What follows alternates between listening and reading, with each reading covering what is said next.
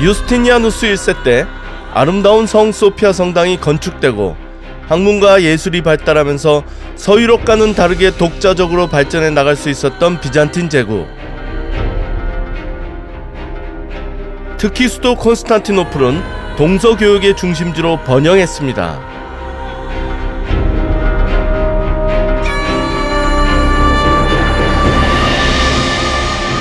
이렇게 번성하며 천년제국을 이루는 데엔 이 육중한 성벽이 큰 역할을 했는데요. 바로 테오도시우스 성벽입니다. 5세기 초 테오도시우스 2세는 제국의 심장부를 보호하기 위해 도시 전체를 감싸는 삼중의 견고한 성벽을 쌓아 난공불락의 요새를 만들었습니다.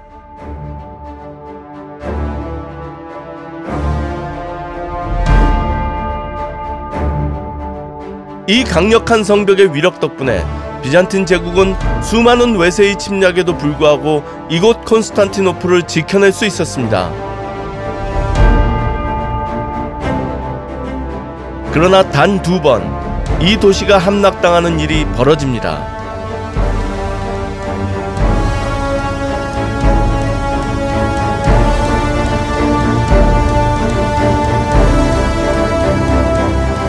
그 첫 번째는 제4차 십자군 원정 때 일어났죠. 이곳 콘스탄티노플과 하기야 소피아의 역사에서 베네치아를 빼놓을 수 없죠. 그 중에서도 엔리코 단돌로, 그는 1204년에 4차 십자군을 이끌고 와서 이 도시를 처음으로 정복했습니다. 오스만 투르크 이전에 이 도시는 한번 기독교 손에 들어갔었던 거죠. 그리고 엔리코 단돌로는 이곳에 묻혔습니다. 충돌하는 문명 속에서 그렇게 이 도시의 운명은 한번 뒤집어졌었죠. 원래 십자군 전쟁은 11세기 말부터 13세기 말까지 서유럽의 기독교인들이 성지 팔레스타인과 성도 예루살렘을 이슬람 교도들로부터 탈환하기 위해 여러 차례 감행한 대규모 원정이었습니다.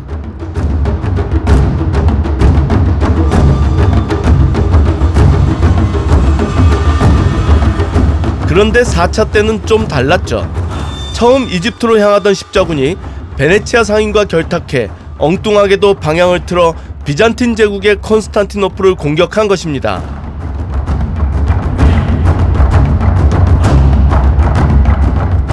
이로써 500년 넘게 이슬람 세력의 거센 도전을 막아내며 기독교 세계의 방패 노릇을 했던 콘스탄티노플은 같은 기독교도의 손에 약탈당하는 신세가 됐습니다. 십자군들과 이들의 후원자 베네치아 상인들은 승리의 전리품을 나누어 가진 후 제국도 분할 통치하기로 합니다. 이때 비잔틴 제국 자리엔 라틴 제국이 들어서고 제국의 자녀 세력들은 주변 지역에 니케아 제국, 에피로스 공국 등을 세워 그 명맥을 유지합니다. 공격을 주도한 베네치아 공화국은 비잔틴 제국 영토의 약 40%가량을 차지하며 지중해 북부의 패권을 거머쥐었습니다.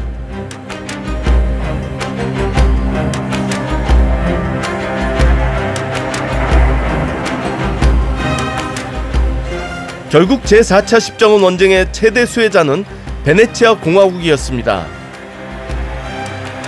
그들은 당시 에게해와 이오니아해에 있는 여러 섬과 함께 비잔틴 제국이 그리스 본토 해안을 따라 전략적으로 배치한 요새들까지도 차지하고 있었습니다. 이곳은 펠로폰네소스 반도 동쪽에서 가장 중요한 항구 도시인 나프플리오라는 곳입니다. 그 옆에 거대한 성체가 버티고 있네요. 그런데 이 성체 입구에 떡하니 베네치아를 상징하는 사자가 버티고 있습니다. 펠로폰네소스 반도가 수백 년 동안 어떤 형태로든 베네치아 제국의 지배를 받았다는 명확한 증거죠. 원래 이곳은 1212년 제4차 십자군 원정 때 프랑크인들이 점령했었는데요.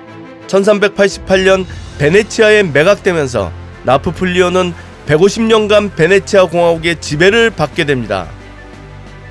이후 이곳의 요새는 더욱 견고해져 갔습니다.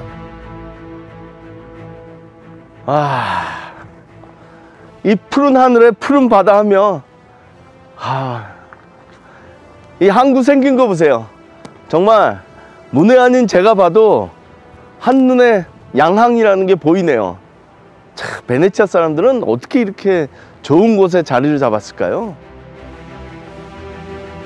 베네치아인은 기존 요새를 확대하고 증축했을 뿐 아니라 항구 앞바다에 새로운 요새도 건설했습니다. 베네치아는 이 전략적 요충지를 지키기 위해서 3중의 방어 시스템을 갖춰놓고 있습니다. 지금 저쪽에 섬처럼 보이는 성이 있죠. 항구로 들어오는 입구를 지키고 있습니다. 그리고 여기 작은 반도처럼 톡 튀어나와 있는 이 부분에 파이브 브라더스라고 아마도 5개의 성체를 연결했던 메인 방어 시스템이 있었던 것 같아요. 그리고 지금 제가 서 있는 이곳 이 언덕 정상에 이렇게 거대한 요새를 만들어 놓은 거죠. 참 대단합니다.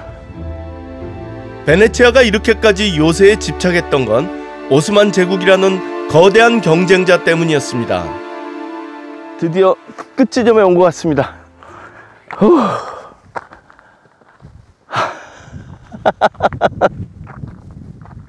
끝이 아닌데요? 저쪽에 성체가 또 있습니다. 참 대단한 방어 시스템입니다.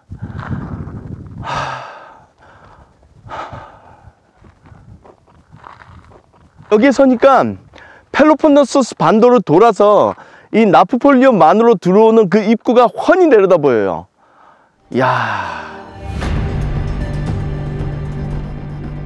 15세기 비잔틴 제국이 오스만 제국의 손에 넘어가면서 베네치아 공화국은 동지중해의 제해권을 두고 본격적으로 거대한 오스만 제국과 충돌하게 됩니다. 바로 이 바다가 그 시초가 됩니다.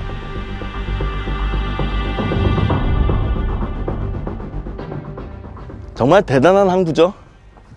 베네치아인들에게는 바다와 교역이 생명줄이었습니다. 베네치아에서 배를 타고 아드리아해를 따라서 쭉 나오면 그리스로 오게 되죠. 그리고 그리스 입구 초입에 바로 이곳 펠로폰네소스 반도가 있습니다. 이 반도를 통과해야만 크레타로도 갈 수 있고 사이프러스로 갈 수 있고, 그리고 이스탄불을 통해서 흑해까지 이어지는 정말로 전략적 요충지의 출발점에 이 반도가 있는 겁니다. 그리고 이 반도에서도 가장 중요한 곳이 바로 이곳 나프폴리오라는 곳이죠. 그렇기 때문에 이곳을 지키기 위해서 이렇게 엄격한 3중의 구조를 가진 요새 시스템을 그들은 만들어 놓고 누구랑 싸웠냐? 오스만 투르크랑 300년이라는 시간 동안 서남아시아 역사상 최강국이었던 그 나라와 목숨을 건 투쟁을 했던 겁니다. 1204년 비잔틴 제국이 분할되면서 새로운 해양 제국으로 떠올랐던 베네치아. 하지만 그들도 또 다른 강자와의 전쟁은 피할 수 없었습니다.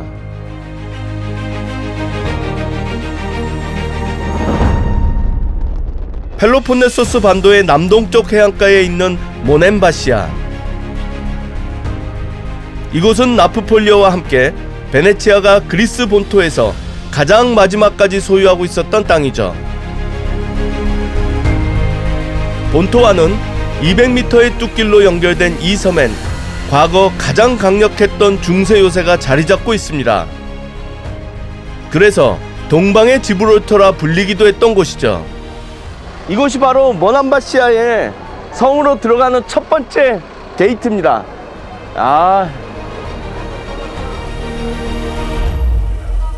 제4차 십자군 원정 때에도 온전히 점령되지 않았던 모넨바시아는 10세기부터 그리스 남부의 해상무역 거점으로 발전하기 시작했습니다.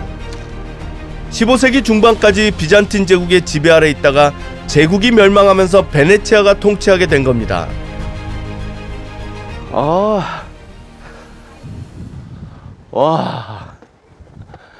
이 난공불락의 요새, 펠로폰네소스 반도를 돌면서 베네치아 유적을 볼 때마다 느끼는 게 그냥 다 난공불락의 요새구나 라는 느낌이 들어요.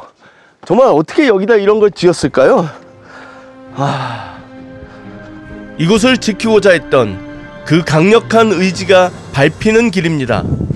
정말 첩첩산중이 아니라 여기는 첩첩문중이네요. 게이트가 계속 나오는데 이게 다 결국은 여기를 지키기 위한 방어 시설이었죠. 오스만 제국에게 끝까지 내주고 싶지 않았던 곳입니다.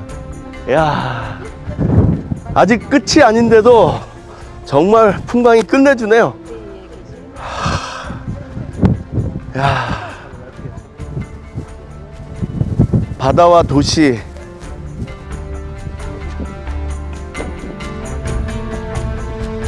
이곳은 중세 베네치아인에게 중요한 무역항이었기 때문입니다.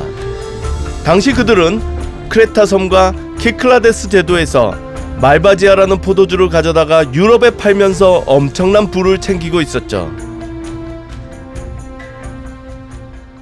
지금 저 바다 건너로는 크레타 섬이 있습니다.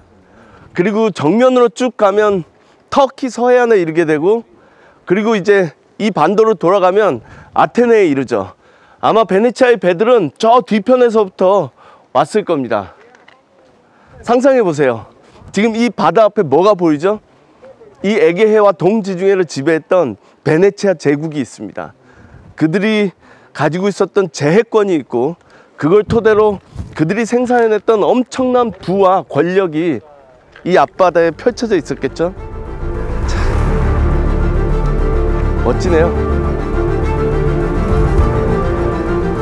바다와 교역에 공화국 전체의 운명을 걸었던 도시국가 베네치아. 그들은 제4차 십자군 원정을 계기로 지중해 강국의 대열에 합류합니다. 13세기 후반에 이르러 베네치아는 유럽 전역에서 가장 번성한 도시가 되었고, 마침내 15세기 때 제국의 국력은 정점에 달했습니다. 그리고 16세기까지 그 위세가 지중해 전역에 미쳤죠.